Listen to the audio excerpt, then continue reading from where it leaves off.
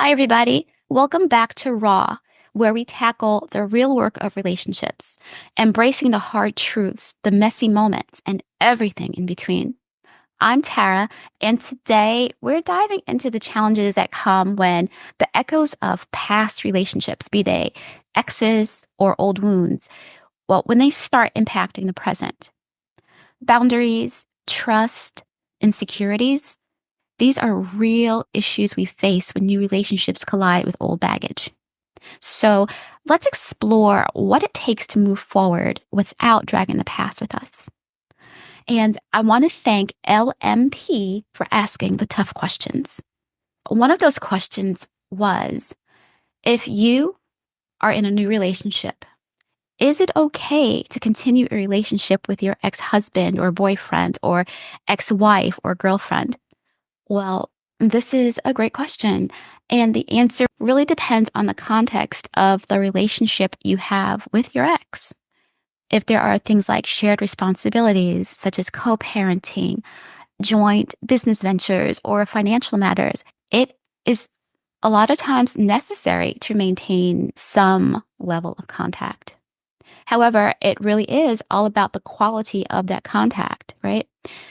So, speaking in terms of the current relationship that you're in, if that relationship is rooted in mutual respect, clear communication, and healthy boundaries, maintaining contact with your ex can work. And also, those same qualities have to be present between you and your ex as well. For this to work, that relationship also has to have mutual respect, clear communication, and healthy boundaries.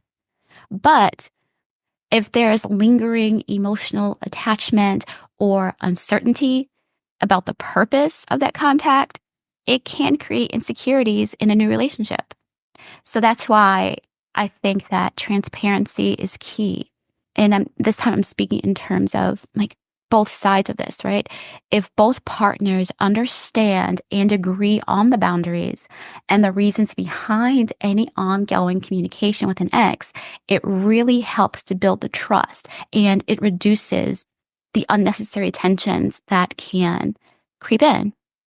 So I guess the question then is, what if both partners can't agree because of, say, the current partner's fears and insecurities? And to that, I have to say that when partners cannot agree on boundaries, especially when one partner's insecurities come into play, it's a sign that the relationship may need more foundational work. That's just what it is. Fear and insecurity often fuel, and I think some relationship dynamics will see this, that they often fuel a desire for control, as one partner may believe that stricter boundaries will ease their anxieties. However, forced or one-sided boundaries often lead to resentment rather than security. For boundaries to be effective, they need to be mutually respectful and based on trust, not control. If the current partner struggles with fears that lead them to try to control the relationship, it might help to examine the root causes of those fears together, right? So, conversations that help to strengthen or build empathy, patience, and self reflection can go a long way. For example, if the partner struggling with insecurity can acknowledge these feelings openly, they're much more likely to feel supported and understood and less likely to resort to behaviors that their partner may feel are controlling or manipulative. So, in cases where fear continues to lead to, let's say, demands, or where the partner feels that these demands are unreasonable, or they feel that these are attempts to control, it may also be beneficial to seek professional help, right? A counselor can facilitate discussions around healthy boundaries, around trust building, and about self worth. Offering both partners a safe place, right? A safe space to express their concerns and to work towards a healthier, more balanced relationship. Another question that I was asked is, to what extent is it acceptable for your partner to maintain contact with an ex? And if you notice, the first question was if you are in a new relationship. So it's addressing you. This next question is addressing your partner and I guess your feelings surrounding that. So the question again is, to what extent is it acceptable for your partner to maintain contact with an ex? And again, the answer is similar, but not exactly the same. So when it comes to your partner maintaining contact with an ex, the extent of that contact should be defined by mutual respect and clear, honest communication. You have to understand why that contact exists, whether it's due to shared responsibilities or if it's something more personal. If that communication is transparent and there are no hidden motives, no secrets, it's more likely to be accepted. However, if that contact feels like it's interfering with the current relationship, it may require, and almost always will require, a reevaluation of boundaries. Ultimately, the relationship's health depends on both people feeling secure and valued, which is why it is important to have these open conversations about expectations. The next question stems a little bit from that. What if my insecurities stem from my past experiences with other partners or relationships, but I may be projecting or carrying them into this current relationship? And that's a big issue for lots and lots and lots of people, lots and lots and lots of couples, right? When past experiences fuel insecurities that spill into a new relationship, it is so common for old wounds to surface, often in ways that manifest as protective behaviors, as mistrust, or even again, attempts at control. And this kind of projection where fears or hurts from past relationships affect the current one can strain even what people may think are the healthiest partnerships. If your insecurities are rooted in previous relationships, understanding and, this word again, empathy from your partner are essential.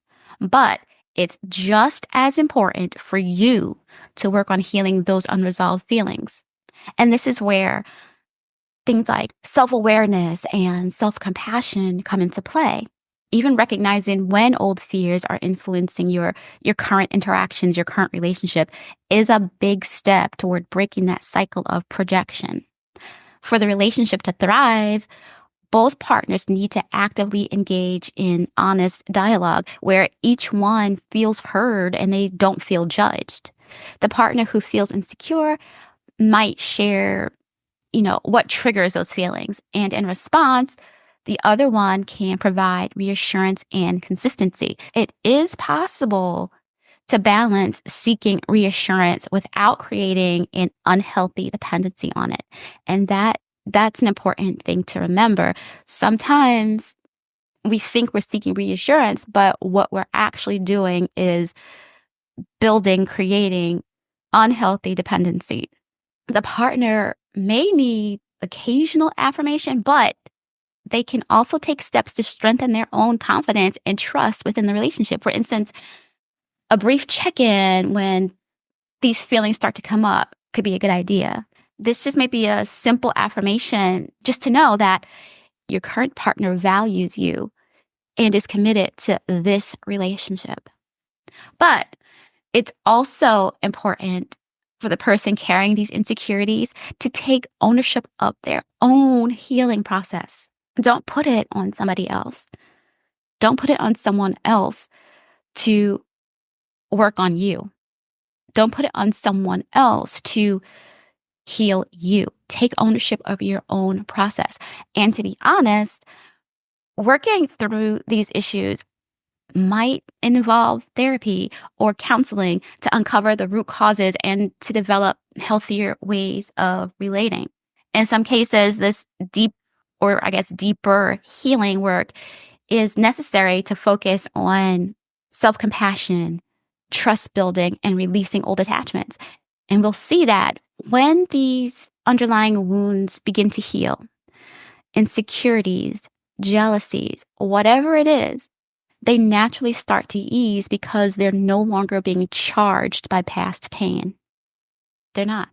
And the idea is simply to create an environment where transparency and vulnerability feel safe and natural when both partners are allowed to feel more secure and more grounded in the present, not the past, but the present. And here's the thing. Without this personal growth, the current relationship will, not might, it will end up paying the price for what happened in past relationships. Ultimately, both partners can and should support each other. It has to be a mutual effort, one where understanding, one where patience and a commitment are necessary on both sides. Okay, so I've thrown, I think, a lot out there about what you should do, but how, right? What does this look like in action? As a life coach, I believe that to accomplish goals, you must take action. So I'm going to give you yeah, five concrete, practical action steps. All right. And these action steps are meant to provide both immediate and long term support, which will allow the relationship to grow stronger and will help each partner address insecurities in a constructive way. And number one is to identify and communicate your triggers. The action behind this is take time to self reflect and recognize what specific situations, words, interactions, what have you, what specifically triggers your insecurities. Write them down, then share them with your partner in a calm setting. Don't do it in the midst of a heated argument or a discussion or when feelings are running hot. Do it in a calm setting and explain the roots of these feelings. You know, the goal behind this is that this will build self awareness and it opens up a conversation about fears without assigning blame. Sharing your triggers will allow your partner to understand and support you rather than inadvertently escalating those insecurities. Number two would be to set mutual boundaries, not ultimatums. I repeat, not ultimatums. In healthy relationships, both partners work as a team rather than as opponents. Reassuring each other that you're both on the same side will help to build trust, will help to build respect and connection. And this can help reduce the intensity of ultimatums or power struggles. The goal is mutual respect, where each partner's feelings are acknowledged and where problem solving doesn't feel like a win-lose scenario, right? It doesn't feel like I have to lose in order for you to win. And so the action behind this one is together discuss boundaries in an open, solution oriented way. Focus on mutual respect rather than somebody being in control.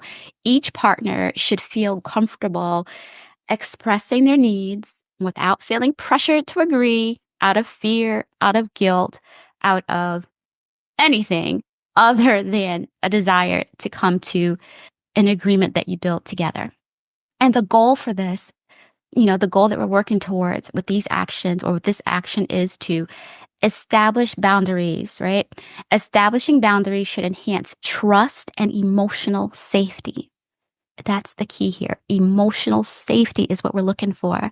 Boundaries work best when both partners feel that they have contributed to and genuinely agreed upon them. The third action step is to develop personal coping skills. The action for this is that when insecurities arise, instead of immediately reacting, pause and use grounding techniques like breathing or journaling or removing yourself from that immediate situation and taking a brief walk. Go for a walk. Do something. Consider whether the current situation reflects past fears or are they genuine concerns in the present. And the goal that we're working towards here is that building coping skills helps reduce overreactions that stem from past hurts, and it's giving space for a balanced response rather than impulsive decisions that might harm your relationship. The fourth action step is to establish regular check-ins. And the action for this one is to set a weekly, a monthly, or if you need it, a daily time to check in with each other about how things are going. During this time, you can discuss any concerns, positive progress, or changes to boundaries that may be needed. And the goal here is that regular check-ins make it easier to address issues before they become overwhelming. It also gives each partner a safe space to discuss feelings without fearing constant conflict. That's what we want to go for. We don't want there to be that feeling of constant conflict. We want security. We want safety. The fifth step that I'd like to give is to consider individual or couples therapy. And that action is this. If past hurts or insecurities persist despite your open communication, despite these steps that we've talked about, seeking individual or couples therapy, if both partners agree, can be highly effective. Therapy can provide tools to work through personal insecurities, to improve emotional regulation, and to foster healthier relationships. The goal here is this. Therapy offers guidance in processing past relationship traumas, and it teaches practical strategies for building trust and healthy boundaries in the current relationship. And that's basically it. Nothing groundbreaking, yet these are things that so many couples, so many relationships don't do. We just don't do it, and that's a mistake. So before we wrap up, I want to pause for a scripture that I think beautifully ties into today's conversation. And that one is Proverbs 4:23, which says, "Above all else, guide your heart, for everything you do flows from it." This verse is a reminder that in relationships, our hearts, our emotions, our insecurities are powerful. If we're carrying unresolved fears or doubts, they can affect how we interact with others. And it is crucial to be honest with ourselves and with each other about what's in our hearts, especially when it comes to setting boundaries and building trust in relationships. Guard your heart, but also make space for healing, for growth, and for connection.